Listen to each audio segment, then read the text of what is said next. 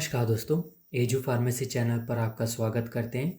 आज के इस वीडियो में हम डिटेल से बात करने वाले हैं ट्रैप वैक्स के बारे में। तो चलिए वीडियो हम शुरू कर लेते हैं।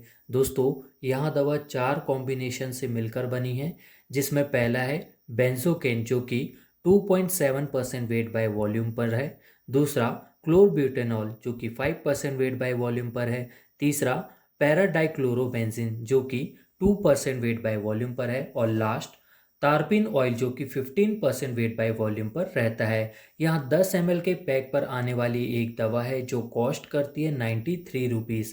इस दवा को DWD फार्मास्यूटिकल्स द्वारा मैन्युफैक्चर किया जाता है। तो चलिए इसके एक एक कर फायदों के बारे में बात हम कर लेते हैं। तो दोस्तों, ड्रैप ईयरवैक्स का इस्तेमाल कान में जमे मेल को निकालने के लिए किया जाता है। जब कान में मेल की समस्या ज़्यादा हो जाती है या ज़्यादा बढ़े ना, तब इसे डॉक्टर द्वारा इस्तेमाल करने की सलाह दी जाती है। यह दवा कान के मेल को नरम करने और उसे ढीला कर देती है, जिसकी वजह से वहाँ आसानी से बाहर आ जाता है। बहुत अधिक ईयरवैक्स होने की वजह से कानों की सुनने की क्षमता कम हो जाती है। तो यह दवा त्वचा के संपर्क पर आने पर झाग बनाने का वर्क करती है।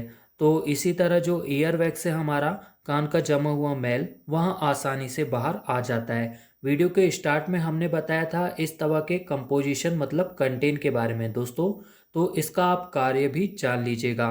तो इसमें जो पैराडाइक्लोरोबेंजीन है वहाँ हाइड्रेटिंग एजेंट का काम करता है। यहाँ ईयरवैक्स की मोटाई को कम करके उसे नर्म बनाता है। साथ ही दूसरा था बेंजोकेन जो कि दर्द को रोकने का वर्क करता है। और तीसरा है क्लोरोब्यूटानॉल जो कि दोस्तों वैक्स सॉफ्टनर है और एंटीबैक्टीरियल का यहाँ वर्क करता है। और लास्ट तारपिन ऑयल जो कि लुब्रिकेटिंग एजेंट का काम करता है, जिससे ईयरवैक्स आसानी से बाहर आ जाता है। साइड इफेक्ट भी हैं इस दवा के कुछ, जैसे कि हेडेक, त्वचा में इरिटेशन जहां आपने इसे इस्तेमाल किया है कान में, लगाने वाली जगह में आपको रेडनेस हो सकती है। तो ये सब थे इसके साइड इफेक्ट। लेकिन ये जो साइड इफेक्ट है हर कंडीशन में नहीं होते हैं, माइनर कंडीशन में होते हैं। डोज के बारे में अब हम बात कर लेते हैं कि इसे इस्तेमाल कैसे करना है, कितनी मात्रा में करना है। तो दोस्तों, अडल्ट में 4 से 5 ड्रॉप इसे इस्तेमाल करने की सलाह दी जा सकती है। इसे दिन में आप 1 से 2 बार तक कर सकते हैं, या डॉक्टर चाहे तो आपको डोज कम या ज़्यादा भी कर सकते हैं।